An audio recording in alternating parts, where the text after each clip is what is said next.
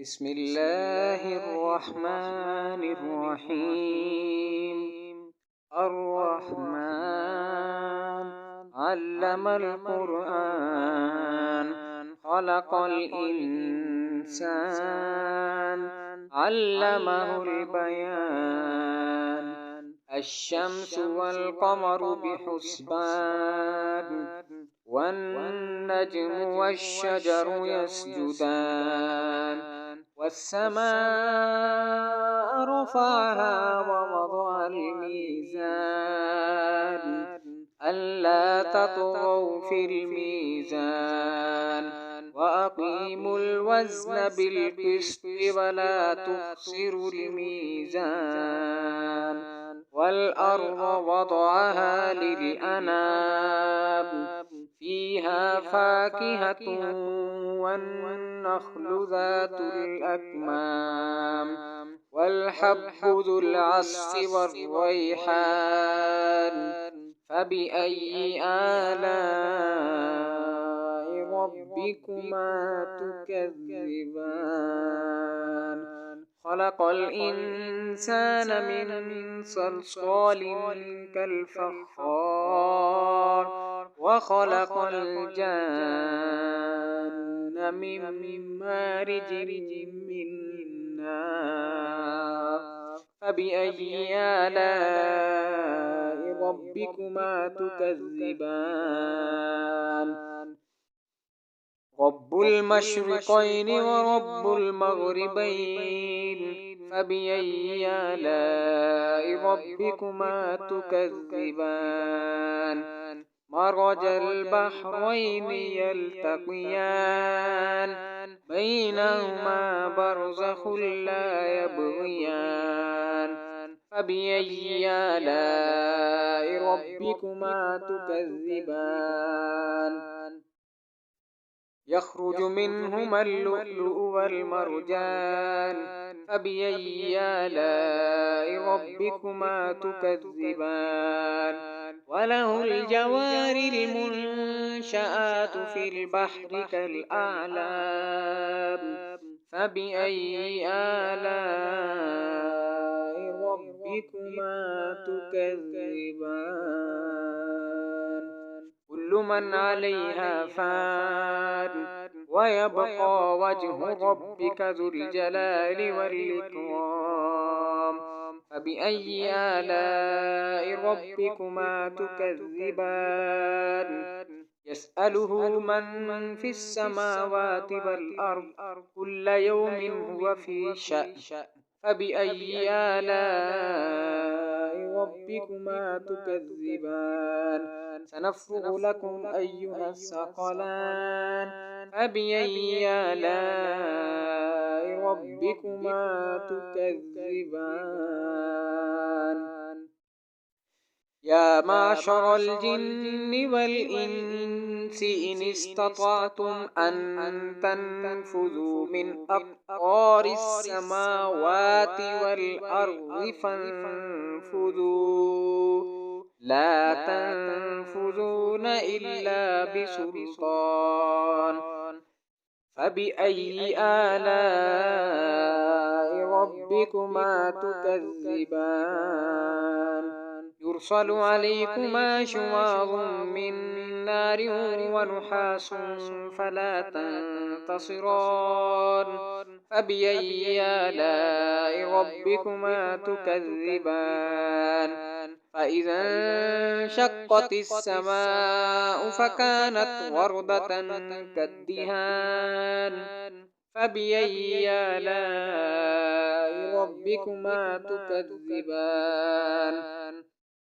فيومئذ لا يسأل عن ذنبه إنس ولا جان.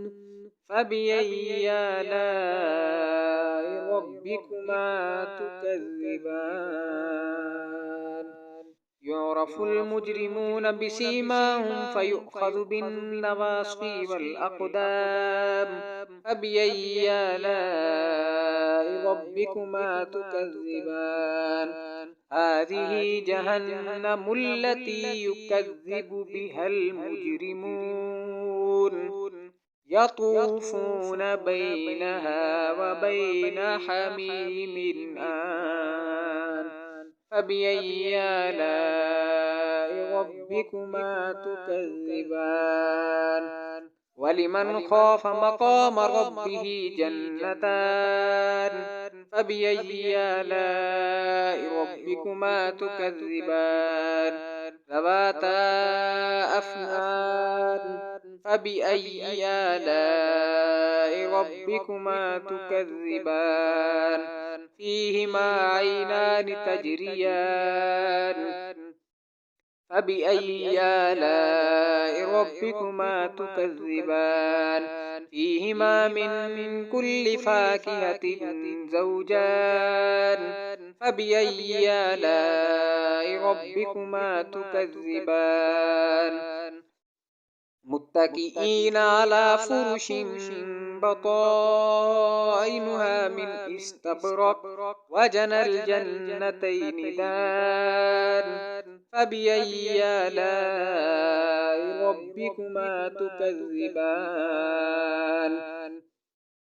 فيهن قاصرات الطرف لم يطمثهن إنس قبلهم ولا جان فبأي آلاء ربكما تكذبان كأنهن الياقوت والمرجان فبأي آلاء ربكما تكذبان هل جزاء الإحسان إلا الإحسان فبأي آلاء ربكما تكذبان